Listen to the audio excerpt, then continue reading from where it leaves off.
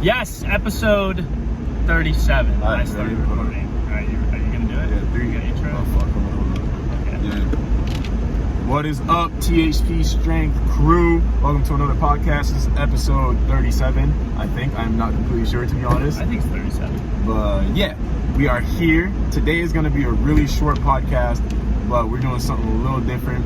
We are doing 10 tips in 10 minutes. We're going to give our 10 best jumping tips. We're going to come up with them on the fly. If you could only give people 10 pieces of advice, what would we tell them? And we're going to do 1 minute per each tip. So without further ado, I say we each come up with one. Like, I'll say one and you say we'll one. go back and forth. All right, you're up first though, because I'm driving.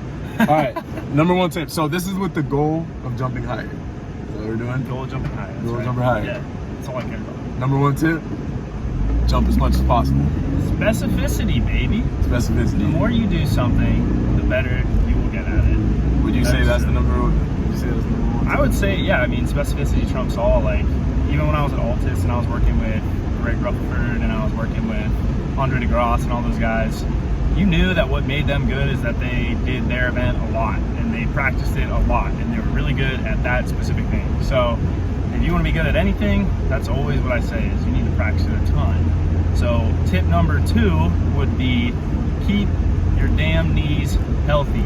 Ooh. That'd be my second tip, because that's kind of the counter to the first one is jump as much as you can if you want to jump higher. The second one is keep your knees healthy, because if you have pain in your knees, you're going to have inhibition. And if you have inhibition, it's going to hurt and you're not going to want to push hard and your muscles are going to literally shut off. So that's my second. You're up 3. All right. Tip number 3 is get freakishly strong. I think for 2 foot that's especially true. Like, I think jumping is about basically maximizing. It's about having the highest possible velocity at takeoff, vertical velocity, and to do that you have to have a lot of output. And a big component of having a huge ass output is being really strong. I think there are guys that get away with not being super strong, but you can kind of make the argument of like, you shouldn't look at them and say, oh look, they're not very strong, they can jump high, therefore I don't need to be strong. No, your line of reasoning or whatever it's called, I don't know, your logic should be that how much better could they be if they were strong? That should be how you think about it. Yeah. So if you are jumping a lot, great. You're probably gonna jump pretty high just by doing that. But at a certain point, you get diminishing returns. Was I making a left here? Yeah. Oh, cool. So yes, getting strong, super important. Definitely something you need to do. I would say, what is this, tip number 4? Yep. Tip number 4, the 4th minute. I would say balance. Balance would be my big thing. I think if you don't have balance in your training, then you will run into injuries, you will run into diminishing returns, you will run into plateaus, all those things, because you can't progressively overload very well. You can't break up training in such a way to allow for adaptation to continue to be spurred on. So that would be my balances, which might come up with the next one. I want to say variety would be the next one. I would probably say that would probably add into the balance part of it. So if you don't have variety, then you're probably not going to continue to adapt. You'll hit a point, again, diminishing returns. You can get your squat super duper high, but at a point, as Isaiah has kind of seen, it doesn't necessarily mean, oh, if I just get this better, I'm gonna jump higher. Now he's finally at the point where getting his squat up 20 pounds or 17 pounds in 17 days doesn't mean he's gonna jump, whatever, 12.2 or 12.1. Now, that said, that statement kind of ignores a lot of other variables, but he probably will actually jump 12.1. I don't think he's at that point yet. All right, is that the 5th one? Yeah. Yeah, all right. Tip number 6, I would say, is mobility / flexibility.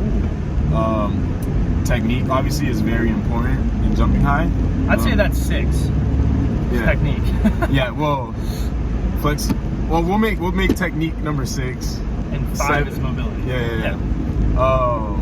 So to have good technique, obviously the best jumpers in the world, they almost always have perfect technique. To have good technique, you have to be able to hit the positions required for good technique. If you look at the best jumpers with the best technique, they have really open positions, and they usually go through the extremes of what their joints are capable of in terms of mobility. So if you don't have the requisite ability to hit those positions, you're probably not going to be jumping very high. I agree Unless with you're a that. freak. Yeah, so those kind of go hand in hand. The technical part of it for 1 foot is massively important. I didn't realize that 1 foot jumping was so technical until I realized that so many hoopers are trash at it. I just naturally assumed if you'd ever done a layup, you should know how to jump off 1 foot well. Yeah. That's not the case for a lot of people. So yeah, I mean, technique plays a big role. You gotta be able to contract and relax certain muscles at the right time to get the right response on the ground so that you can jump even higher. So yeah, that would be number 6. So what, we need 3 more? 7, 8, 9, and 10. Tips too, tips as well. I'd say for rest and recovery, we're kind of just doing the training laws right now. Yeah. Is what this is turning into.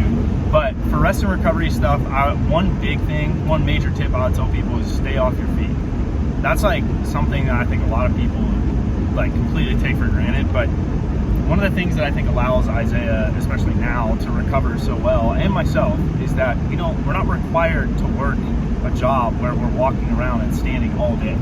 Like, anytime I've done that, anytime I've done that, my balance just deteriorates. Like, that is more detrimental than anything else. Fun fact, when I was in Australia, I was with Jordan Kilgannon, and we had to walk to the spot where he was staying at from the basketball court, and like every 5 minutes he would sit down and rest because he didn't like he took it to an extreme. Like, he literally just would not allow himself to walk more than or be standing for more than 5 minutes. Yeah. So yeah, stay off your feet. Another tip, number 8, sleep. Yeah. Sleep. We suck at that. Yeah, honestly, the past few days, the quality of training and just my quality of life has decreased a lot, and I've also not been sleeping very well the past few days. Also, sleep is where you literally recover. So if you're not sleeping, you are not recovering very well. Yes, I agree with that. Oh shoot, am I going straight here? Yeah. We're driving, for those of you that don't know. 10-minute drive-by, 10-tip challenge. We hadn't done the podcast yet, but we made a commitment to upload the podcast every Tuesday and Thursday for you guys. So we might as well want to hear our beautiful voices than not hear them at all. Big facts. What number was that? 8? Yeah, we need 2 more. We need 2 more. All right, tips to jump Speed. higher. Speed, yeah. Speed sprint training. Yeah, I mean, again, now we're just doing biomotor capacities, basically. Sorry, I'm looking at this. Yeah, speed training is super valuable. I think if you ask any track coach, and if you ask any one of my athletes, I keep a lot of speed work in there. And the reason I do that is because sprinting is a highly coordinated activity that is literally applying force to the ground to displace your body forward instead of upwards. But it's a little bit different in the sense that you have less time to produce force. So you can almost think about it like overloading your jump training, right? Like, if jump training gives you 400 milliseconds, this is the turn, then sprint training, you might get 200 milliseconds to produce force, or you might even get 100 milliseconds instead of 300 or 350. That's massively different. So being able to produce force fast tends to also help type 2 fibers to hypertrophy. It helps your tendons get stiffer.